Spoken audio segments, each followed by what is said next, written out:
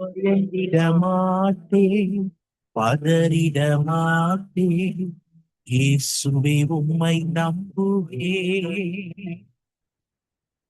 பயந்திட மாட்டேன், நான் பதறிட ஏசாயா 39ஆம் அதிகாரம். அக்காலத்திலே பலாதானின் குமாரனாகிய மெரோதாக் பலாதான் என்னும் பாபிலோனின் ராஜா எசேக்கியா வியாதிப்பட்டிருந்து ஆரோக்கியமானதை கேள்விப்பட்டு அவனிடத்திற்கு நிருபங்களையும் வெகுமானத்தையும் அனுப்பினான். எசேக்கியா அவர்களை கண்டு சந்தோஷப்பட்டு தன் பொக்கிஷ சாலையையும் வெள்ளியையும் பொன்னையும் கந்த வர்க்கங்களையும் நல்ல பரிமள தைலத்தையும் தன் ஆயுத சாலை அனைத்தையும் தன் பொக்கிஷ சாலைகளில் உள்ளதெல்லாவற்றையும் அவர்களுக்கு காண்பித்தான். எசேக்கியா தன் அரமனையிலும் தன் ராஜ்யத்தில் எங்கும் அவர்களுக்கு காண்பியாத பொருள் ஒன்றுமில்லை. அப்பொழுது ஏசாயா தீர்க்கதரிசி எசேக்கியா ராஜாவினிடத்தில் வந்து, அந்த மனுஷர் என்ன சொன்னார்கள், எங்கே இருந்து உம்மிடத்தில் வந்தார்கள் என்று கேட்டான். அதற்கு எசேக்கியா, பாபிலோன் என்னும் தூர தேசத்திலிருந்து என்னிடத்துக்கு வந்தார்கள் என்றான். அப்பொழுது அவன், உம்முடைய வீட்டில் என்னத்தை பார்த்தார்கள் என்று கேட்டான். அதற்கு எசேக்கியா, என் வீட்டில் உள்ளதெல்லாவற்றையும் பார்த்தார்கள், என் பொக்கிஷங்களில் நான் அவர்களுக்கு காண்பியாத பொருள் ஒன்றுமில்லை என்றான். அப்பொழுது ஏசாயா எசேக்கியாவை நோக்கி, சேனைகளுடைய கர்த்தரின் வார்த்தையை கேளும். இதோ நாட்கள் வரும், அப்பொழுது உன் வீட்டில் உள்ளதிலும் உன் பிதாக்கள் இந்நாள் வரைக்கும் சேர்த்ததிலும் ஒன்று மீதியாய் வைக்கப்படாமல் எல்லாம் பாபிலோனுக்கு கொண்டு போகப்படும். நீ பெறப்போகிற உன் சந்ததியாகிய உன் குமாரரிலும் சிலர் பாபிலோன் ராஜாவின் அரமனை வேலைக்காரராய் இருப்பார்கள் என்று கர்த்தர் சொல்லுகிறார் என்றான். அப்பொழுது எசேக்கியா ஏசாயாவை நோக்கி, நீர் சொன்ன கர்த்தருடைய வார்த்தை நல்லதுதான் என்று சொல்லி, என் நாட்களிலாவது சமாதானமும் உண்மை. 2 பேதுரு 3ஆம் அதிகாரம். பிரியமானவர்களே, இந்த 2ஆம் நிருபத்தை இப்பொழுது உங்களுக்கு எழுதுகிறேன். பரிசுத்த தீர்க்கதரிசிகளால் முன் சொல்லப்பட்ட வார்த்தைகளையும் இரட்சகராய் இருக்கிற கர்த்தருடைய அப்போஸ்தலராகிய எங்களுடைய கட்டளைகளையும் நீங்கள் நினைவு கூறும்படி இந்த நிருபங்களினால் உங்கள் உண்மையான மனதை நினைப்பூட்டி எழுப்புகிறேன். முதலாவது நீங்கள் அறிய வேண்டியது என்னவெனில், கடைசி நாட்களில் பரியாசக்காரர் வந்து தங்கள் சுய இச்சைகளின்படியே நடந்து அவர் வருவார் என்று சொல்லுகிற வாக்குத்தத்தம் எங்கே? பிதாக்கள் நித்திரை அடைந்த பின்பு சகலமும் சிருஷ்டிப்பின் தோற்றம் முதல் இருந்த விதமாய் இருக்கிறதே என்று சொல்லுவார்கள். பூர்வ காலத்தில் தேவனுடைய வார்த்தையினாலே வானங்களும் ஜலத்தினின்று தோன்றி ஜலத்தினாலே நிலை கொண்டிருக்கிற பூமியும் உண்டாயினவென்பதையும், அப்பொழுது இருந்த உலகம் ஜல பிரளயத்தினாலே அழிந்ததென்பதையும் மனதார அறியாமல் இருக்கிறார்கள். இப்பொழுது இருக்கிற வானங்களும் பூமியும் அந்த வார்த்தையினாலேயே அக்கினிக்கு இரையாக வைக்கப்பட்டு தேவ பக்தி இல்லாதவர்கள் நியாயம் தீர்க்கப்பட்டு அழிந்து போகும் நாள் வரைக்கும் காக்கப்பட்டு இருக்கிறது. பிரியமானவர்களே, கர்த்தருக்கு ஒரு நாள் 1000 வருஷம் போலவும் 1000 வருஷம் ஒரு நாள் போலவும் இருக்கிறது என்கிற இந்த ஒரு காரியத்தை நீங்கள் அறியாதிருக்க வேண்டாம். தாமதிக்கிறார் என்று சிலர் எண்ணுகிறபடி கர்த்தர் தமது வாக்குத்தத்தத்தை குறித்து தாமதமாயிராமல் ஒருவரும் கெட்டு போகாமல் எல்லாரும் மனம் திரும்ப வேண்டும் என்று விரும்பி நம்மேல் நீடிய பொறுமை உள்ளவராய் இருக்கிறார். கர்த்தருடைய நாள் இரவிலே திருடன் வருகிற விதமாய் வரும். அப்பொழுது வானங்கள் மடமட என்று அகன்று போம், பூதங்கள் வெந்து உருகிப்போம், பூமியும் அதில் உள்ள கிரியைகளும் எரிந்து அழிந்து போம். இப்படி இவைகளெல்லாம் அழிந்து போகிறதாய் இருக்கிறபடியால் நீங்கள் எப்படிப்பட்ட பரிசுத்த நடக்கையும் தேவ பக்தியும் உள்ளவர்களாய் இருக்க வேண்டும். தேவனுடைய நாள் சீக்கிரமாய் வரும்படிக்கு மிகுந்த ஆவலோட காத்திருங்கள். அந்த நாளில் வானங்கள் வெந்து அழிந்து பூதங்கள் எரிந்து உருகிப்போம். அவருடைய வாக்கு தத்தத்தின்படியே நீதி வாசமாய் இருக்கும் புதிய வானங்களும் புதிய பூமியும் உண்டாகும் என்று காத்திருக்கிறோம். ஆகையால் பிரியமானவர்களே, இவைகள் வர காத்திருக்கிற நீங்கள் கரையற்றவர்களும் பிழை இல்லாதவர்களுமாய் சமாதானத்தோடு அவர் சந்நிதியில் காணப்படும்படி ஜாக்கிரதையாய் இருங்கள். மேலும் நம்முடைய கர்த்தரின் நீடிய பொறுமையை இரட்சிப்பென்று எண்ணுங்கள். நமக்கு பிரியமான சகோதரனாகிய பவுலும் தனக்கு அருளப்பட்ட ஞானத்தினாலே இப்படியே உங்களுக்கு எழுதியிருக்கிறான். எல்லா நிருபங்களிலும் இவைகளை குறித்து பேசி இருக்கிறான். அவன் சொன்னவைகளில் சில காரியங்கள் அறிகிறதற்கு அரிதாயிருக்கிறது. கல்லாதவர்களும் உறுதி இல்லாதவர்களும் மற்ற வேத வாக்கியங்களை புரட்டுகிறது போல தங்களுக்கு கேடு வரத்தக்கதாக இவைகளையும் புரட்டுகிறார்கள். ஆதலால் பிரியமானவர்களே, இவைகளை முன்னமே நீங்கள் அறிந்திருக்கிறபடியால் அக்கிரமக்காரருடைய வஞ்சகத்திலே நீங்கள் இழுப்புண்டு உங்கள் உறுதியிலிருந்து விலகி விழுந்து போகாத படிக்கு எச்சரிக்கையாயிருந்து நம்முடைய கர்த்தரும் இரட்சகருமாகிய இயேசு கிறிஸ்துவின் கிருபையிலும் அவரை அறிகிற அறிவிலும் வளருங்கள். அவருக்கு நியாயாதிபதிகள் 19ஆம் அதிகாரம். இஸ்ரவேலில் ராஜா இல்லாத அந்நாட்களிலே எப்பிராயீம் மலைகள் அருகே பரதேசியாய் தங்கின ஒரு லேவியன் இருந்தான். அவன் யூதாவில் உள்ள பெத்லெகேம் ஊராளாகிய ஒரு ஸ்திரீயை தனக்கு மறுமனையாட்டியாக கொண்டிருந்தான். அவள் அவனுக்கு துரோகமாய் விபசாரம் பண்ணி அவனை விட்டு யூதா தேசத்து பெத்லெகேம் ஊரில் இருக்கிற தன் தகப்பன் வீட்டுக்கு போய் அங்கே 4 மாதம் வரைக்கும் இருந்தாள். அவள் புருஷன் அவளோட நலவு சொல்லவும் அவளை திரும்ப அழைத்து வரவும் 2 கழுதைகளை ஆயத்தப்படுத்தி தன் வேலைக்காரனை கூட்டிக் கொண்டு அவள் இடத்துக்கு போனான். அப்பொழுது அவள் அவனை தன் தகப்பன் வீட்டுக்கு அழைத்து கொண்டு போனாள். ஸ்திரீயின் தகப்பன் அவனை கண்டபோது சந்தோஷமாய் ஏற்றுக்கொண்டு, ஸ்திரீயின் தகப்பனாகிய அவனுடைய மாமன் அவனை இருத்தி கொண்டதினால் 3 நாள் அவனோடு இருந்தான். அவர்கள் அங்கே புசித்து குடித்து ராத்தங்கினார்கள். 4ஆம் நாள் காலமே அவர்கள் எழுந்திருந்த போது அவன் பிரயாணப்படுகையில் ஸ்திரீயின் தகப்பன் தன் மருமகனை நோக்கி, கொஞ்சம் அப்பம் புசித்து உன் மனதை தேற்றிக்கொள், பிற்பாடு நீங்கள் போகலாம் என்றான். அவர்கள் உட்கார்ந்து இருவரும் கூட புசித்து குடித்தார்கள். ஸ்திரீயின் தகப்பன் அந்த மனுஷனை பார்த்து, நீ தயவு செய்து உன் இருதயம் மகிழ்ச்சி அடைய ராத்திரிக்கும் இரு என்றான். அப்படியே போகிறதற்கு அந்த மனுஷன் எழுந்தபோது அவனுடைய மாமன் அவனை வருந்தி கொண்டதினால் அவன் அன்று ராத்திரியும் அங்கே இருந்தான். 5ஆம் நாளிலே அவன் போகிறதற்கு அதிகாலமே எழுந்திருந்த போது ஸ்திரீயின் தகப்பன், இருந்து உன் இருதயத்தை தேற்றிக்கொள் என்றான். அந்தபடியே அந்தி நேரம் மட்டும் தாமதித்திருந்து இருவரும் போஜனம் பண்ணினார்கள். பின்பு அவனும் அவன் மறுமனையாட்டியும் அவன் வேலைக்காரனும் போகிறதற்கு எழுந்திருந்த போது ஸ்திரீயின் தகப்பனாகிய அவனுடைய மாமன், இதோ பொழுது அஸ்தமிக்க போகிறது, சாயங்காலமும் ஆயிற்று, இங்கே ராத்திரிக்கு இருங்கள், பார் மாலை மயங்குகிற வேளையாயிற்று, உன் இருதயம் சந்தோஷமாய் இருக்கும்படி இங்கே ராத்தங்கி நாளை இருட்டோட எழுந்திருந்து உன் வீட்டுக்கு போகலாம் என்றான். அந்த மனுஷனோ ராத்திரிக்கு இருக்க மனதில்லாமல் 2 கழுதைகள் மேலும் சேணம் வைத்து தன் மறுமனையாட்டியை கூட்டிக் கொண்டு எழுந்து புறப்பட்டு எருசலேமாகிய எபூசுக்கு நேராக வந்தான்.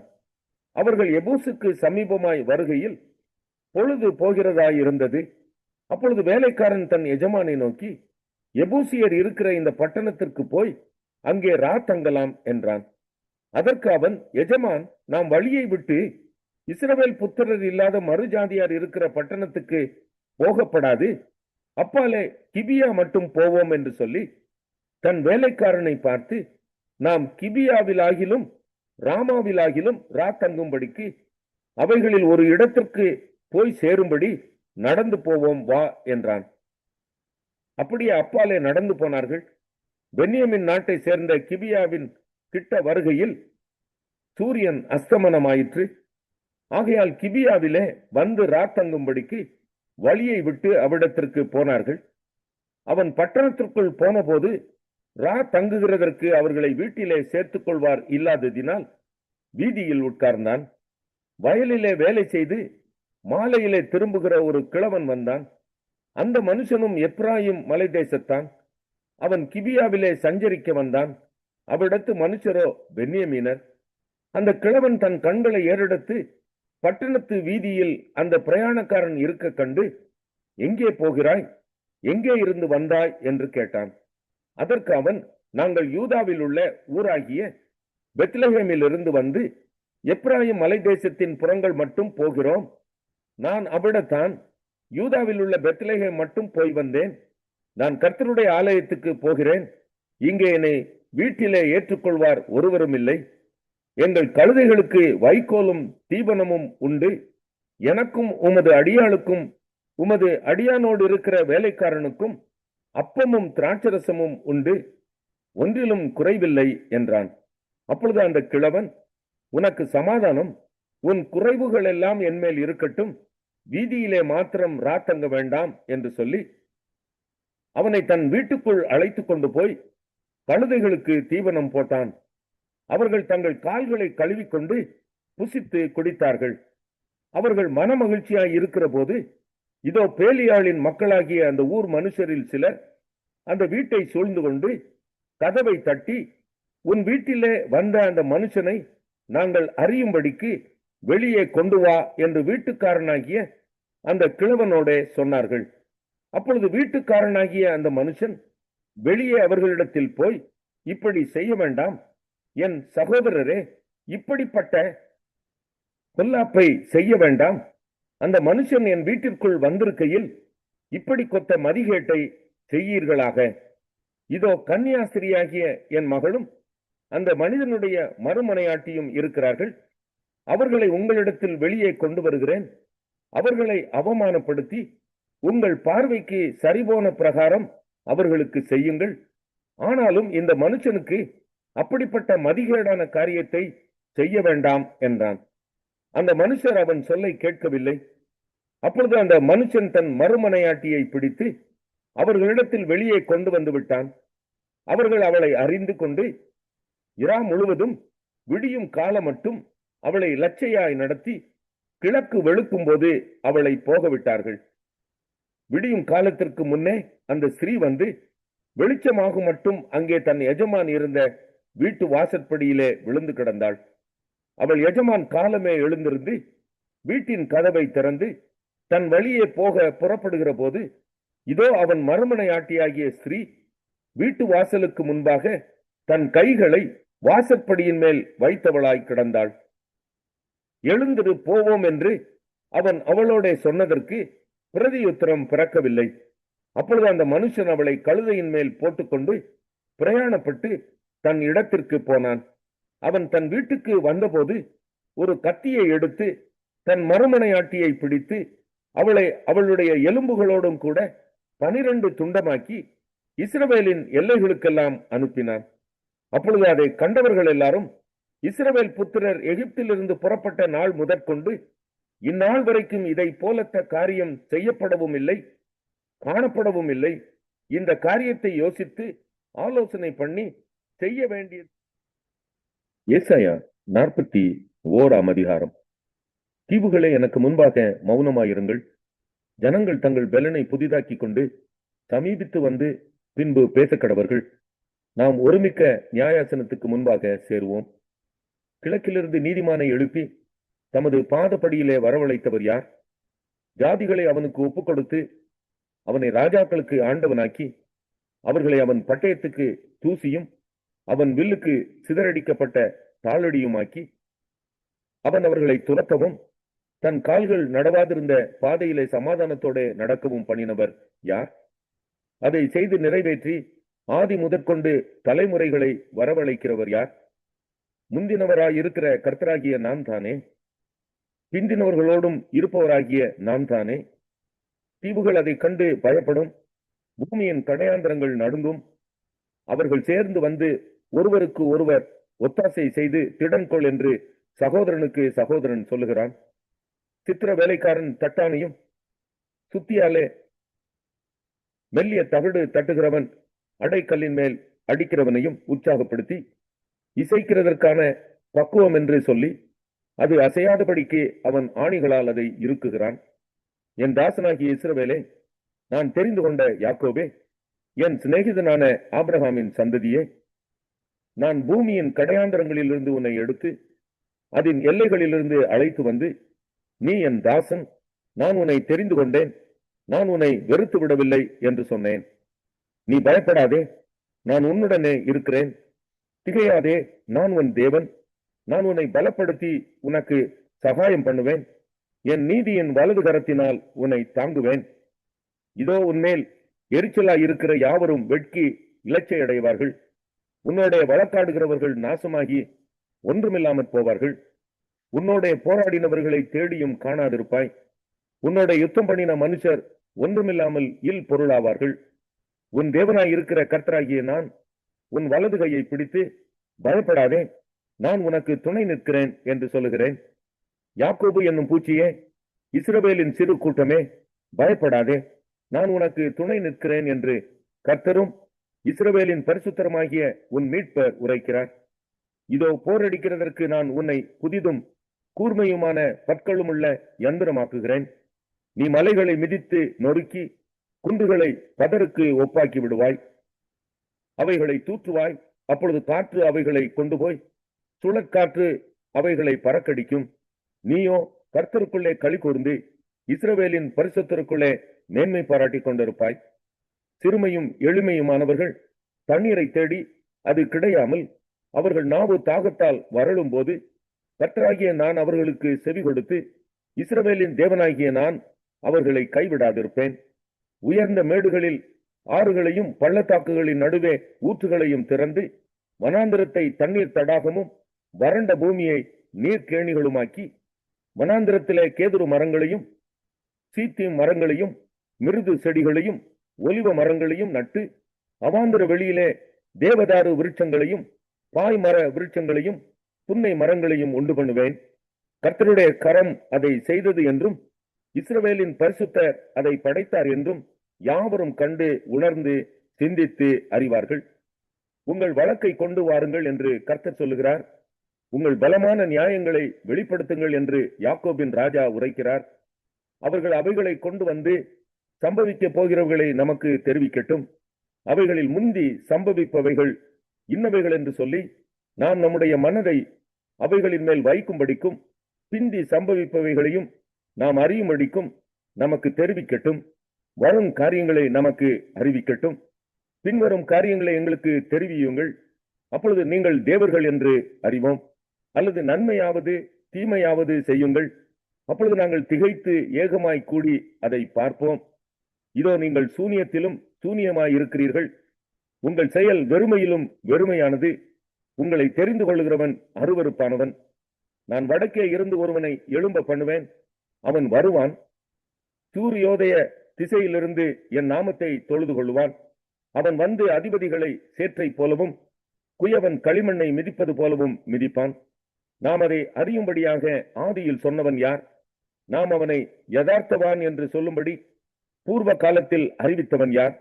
அறிவிக்கிறவன் ஒருவனும் இல்லையே, உரைக்கிறவனும் இல்லையே, உங்கள் வார்த்தைகளை கேட்டிருக்கிறவனும் இல்லையே. முதல் நானே சீயோனை நோக்கி இதோ அவைகளை பார் என்று சொல்லி எருசலேமுக்கு சுவிசேஷகரை கொடுக்கிறேன். நான் பார்த்தேன், அவர்களில் அறிவிக்கிறவன் ஒருவனும் இல்லை. நான் கேட்கும் காரியத்துக்கு பிரதியுத்தரம் கொடுக்கத்தக்க ஒரு ஆலோசனைக்காரனும் அவர்களில் இல்லை. இதோ அவர்கள் எல்லாரும் மாயை, அவர்கள் கிரியைகள் விருதா, அவர்களுடைய விக்கிரகங்கள். 1 யோவான் 3ஆம் அதிகாரம். நாம் தேவனுடைய பிள்ளைகள் என்று அழைக்கப்படுவதினாலே பிதாவானவர் நமக்கு பாராட்டின அன்பு எவ்வளவு பெரிதென்று பாருங்கள். உலகம் அவரை அறியாதபடியினாலே நம்மையும் அறியவில்லை. பிரியமானவர்களே, இப்பொழுது தேவனுடைய பிள்ளைகளாய் இருக்கிறோம். இனி எவ்விதமாய் இருப்போம் என்று இன்னும் வெளிப்படவில்லை. ஆகிலும் அவர் வெளிப்படும் போது அவர் இருக்கிற வண்ணமாகவே நாம் அவரை தரிசிப்பதினால் அவருக்கு ஒப்பாய் இருப்போம் என்று அறிந்திருக்கிறோம். அவர் மேல் இப்படிப்பட்ட நம்பிக்கை வைத்திருக்கிறவன் எவனும் அவர் சுத்தமுள்ளவராய் இருக்கிறது போல தன்னையும் சுத்திகரித்துக் கொள்கிறான். பாவம் செய்கிற எவனும் நியாயப்பிரமாணத்தை மீறுகிறான். நியாயப்பிரமாணத்தை மீறுகிறதே பாவம். அவர் நம்முடைய பாவங்களை சுமந்து தீர்க்க வெளிப்பட்டார் என்று அறிவீர்கள். அவரிடத்தில் பாவம் இல்லை. அவரில் நிலைத்திருக்கிற எவனும் பாவம் செய்கிறதில்லை. பாவம் செய்கிற எவனும் அவரை காணவும் இல்லை, அவரை அறியவும் இல்லை. பிள்ளைகளே, நீங்கள் ஒருவராலும் வஞ்சிக்கப்படாதிருங்கள். நீதியை செய்கிறவன் அவர் நீதி உள்ளவராய் இருக்கிறது போல தானும் நீதி உள்ளவனாய் இருக்கிறான். பாவம் செய்கிறவன் பிசாசினால் உண்டாயிருக்கிறான். ஏனெனில் பிசாசானவன் ஆதி முதல் பாவம் செய்கிறான். பிசாசனுடைய கிரியைகளை அழிக்கும்படிக்கே தேவனுடைய குமாரன் வெளிப்பட்டார். தேவனால் பிறந்த எவனும் பாவம் செய்யான், ஏனெனில் அவருடைய வித்து அவனுக்குள் தரித்திருக்கிறது. அவன் தேவனால் பிறந்தபடியினால் பாவம் செய்ய மாட்டான். இதனாலே தேவனுடைய பிள்ளைகள் இன்னார் என்றும் பிசாசின் பிள்ளைகள் இன்னார் என்றும் வெளிப்படும். நீதியை செய்யாமலும் தன் சகோதரனில் அன்பு கூறாமலும் இருக்கிற எவனும் தேவனால் உண்டானவன் அல்ல. நாம் ஒருவரில் ஒருவர் அன்பு கூற வேண்டும் என்பதே நீங்கள் ஆதி முதல் கேள்விப்பட்ட விசேஷமாயிருக்கிறது. பொல்லாங்கனால் உண்டாயிருந்து தன் சகோதரனை கொலை செய்த காயினை போலிருக்க வேண்டாம். அவன் எது நிமித்தம் அவனை கொலை செய்தான்? தன் கிரியைகள் பொல்லாதவைகளும் தன் சகோதரனுடைய கிரியைகள் நீதி உள்ளவைகளுமாய் இருந்ததின் நிமித்தம் தானே. என் சகோதரரே, உலகம் உங்களை பகைத்தால் ஆச்சரியப்படாதிருங்கள். நாம் சகோதரரிடத்தில் அன்பு கூறுகிறபடியால் மரணத்தை விட்டு நீங்கி ஜீவனுக்கு உட்பட்டிருக்கிறோம் என்று அறிந்திருக்கிறோம். சகோதரனிடத்தில் அன்பு கூறாதவன் மரணத்திலே நிலை கொண்டிருக்கிறான். தன் சகோதரனை பகைக்கிற எவனும் மனுஷ கொலை பாதகனாயிருக்கிறான். மனுஷ கொலை பாதகன் எவனோ அவனுக்குள் நித்திய ஜீவன் நிலைத்திராது என்று அறிவீர்கள். அவர் தம்முடைய ஜீவனை நமக்காக கொடுத்ததினாலே அன்பு இன்னதென்று அறிந்திருக்கிறோம். நாமும் சகோதரருக்காக ஜீவனை கொடுக்க கடனாளிகளாயிருக்கிறோம். ஒருவன் இவ்வுலக ஆஸ்தி உடையவனாயிருந்து தன் சகோதரனுக்கு குறைச்சல் உண்டென்று கண்டு தன் இருதயத்தை அவனுக்கு அடைத்து கொண்டால் அவனுக்குள் தேவ அன்பு நிலை கொள்ளுகிறது எப்படி? என் பிள்ளைகளே, வசனத்தினாலும் நாவினாலும் அல்ல, கிரியையினாலும் உண்மையினாலும் அன்பு கூற கடவோம். இதனாலே நாம் நம்மை சத்தியத்திற்குரியவர்கள் என்று அறிந்து நம்முடைய இருதயத்தை அவருக்கு முன்பாக நிச்சயப்படுத்திக் கொள்ளலாம். நம்முடைய இருதயமே நம்மை குற்றவாளிகளாக தீர்க்குமானால் தேவன் நம்முடைய இருதயத்திலும் பெரியவராயிருந்து சகலத்தையும் அறிந்திருக்கிறார். பிரியமானவர்களே, நம்முடைய இருதயம் நம்மை குற்றவாளிகள் என்று தீர்க்காதிருந்தால் நாம் தேவனிடத்தில் தைரியம் கொண்டிருந்து அவருடைய கற்பனைகளை நாம் கைக்கொண்டு அவருக்கு முன்பாக பிரியமானவைகளை செய்கிறபடியினால் நாம் வேண்டிக் கொள்ளுகிறது எதுவோ அதை அவராலே பெற்றுக்கொள்ளுகிறோம். நாம் அவருடைய குமாரனாகிய இயேசு கிறிஸ்துவின் நாமத்தின் மேல் விசுவாசமாயிருந்து அவர் நமக்கு கட்டளையிட்டபடியே ஒருவரில் ஒருவர் அன்பாய் இருக்க வேண்டும் என்பதே அவருடைய கற்பனையாயிருக்கிறது. அவருடைய கட்டளைகளை கைக்கொள்ளுகிறவன் அவரில் நிலைத்திருக்கிறான், அவரும் அவனில் நிலைத்திருக்கிறார். அவர் நம்மில் நிலைத்திருக்கிறதை அவர் நமக்கு தந்தருளின 1 யோவான் 4ஆம் அதிகாரம்.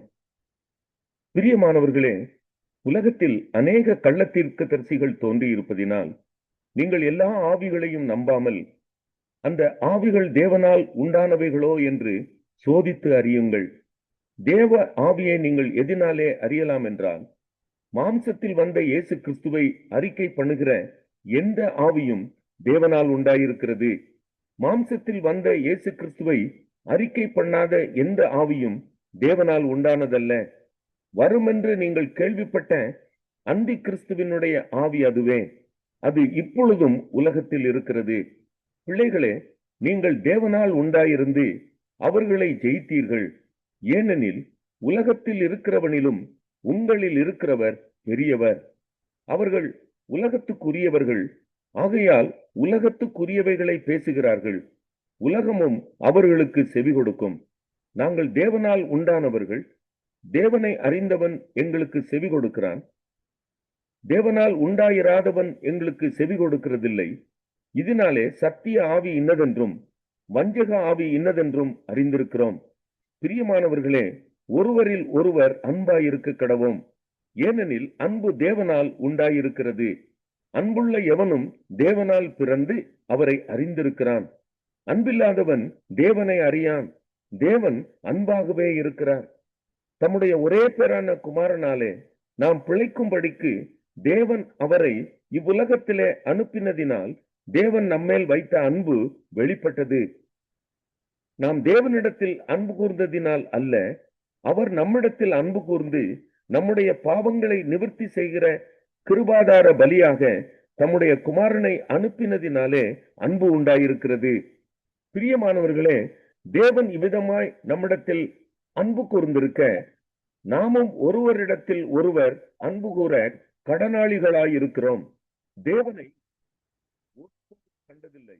நாம் ஒருவரிடத்தில் ஒருவர் அன்பு கூர்ந்தால் தேவன் நமக்குள் நிலைத்திருக்கிறார். அவருடைய அன்பும் நமக்குள் பூரணப்படும். அவர் தம்முடைய ஆவியில் நமக்கு தந்தருளினதினாலே நாம் அவரிலும் அவர் நம்மிலும் நிலைத்திருக்கிறதை அறிந்திருக்கிறோம். பிதாவானவர் குமாரனை உலக இரட்சகராக அனுப்பினார் என்று நாங்கள் கண்டு சாட்சியிடுகிறோம். இயேசுவானவர் தேவனுடைய குமாரன் என்று அறிக்கை பண்ணுகிறவன் எவனோ அவனில் தேவன் நிலைத்திருக்கிறார், அவனும் தேவனில் நிலைத்திருக்கிறான். தேவன் நம்மேல் வைத்திருக்கிற அன்பை நாம் அறிந்து விசுவாசித்திருக்கிறோம். தேவன் அன்பாகவே இருக்கிறார். அன்பில் நிலைத்திருக்கிறவன் தேவனில் நிலைத்திருக்கிறான், தேவனும் அவனில் நிலைத்திருக்கிறார். நியாய தீர்ப்பு நாளிலே நமக்கு தைரியம் உண்டாகத்தக்கதாக அன்பு நம்மிடத்தில் பூரணப்படுகிறது. ஏனென்றால் அவர் இருக்கிற பிரகாரமாக நாமும் இவ்வுலகத்தில் இருக்கிறோம். அன்பிலே பயமில்லை. பூரண அன்பு பயத்தை புறம்பே தள்ளும். பயமானது வேதனை உள்ளது. பயப்படுகிறவன் அன்பிலே பூரணப்பட்டவன் அல்ல. அவர் முந்தி நம்மிடத்தில் அன்பு கூர்ந்தபடியால் நாமும் அவரிடத்தில் அன்பு கூறுகிறோம். தேவனிடத்தில் அன்பு கூறுகிறேன் என்று ஒருவன் சொல்லியும் தன் சகோதரனை பகைத்தால் அவன் பொய்யன். தான் கண்ட சகோதரனிடத்தில் அன்பு கூறாமல் இருக்கிறவன் தான் காணாத தேவனிடத்தில் எப்படி அன்பு கூறுவான்? தேவனிடத்தில் அன்பு கூறுகிறவன் தன் சகோதரனிடத்திலும் அன்பு கூற வேண்டும் என்கிற இந்த கற்பனையை அவரால்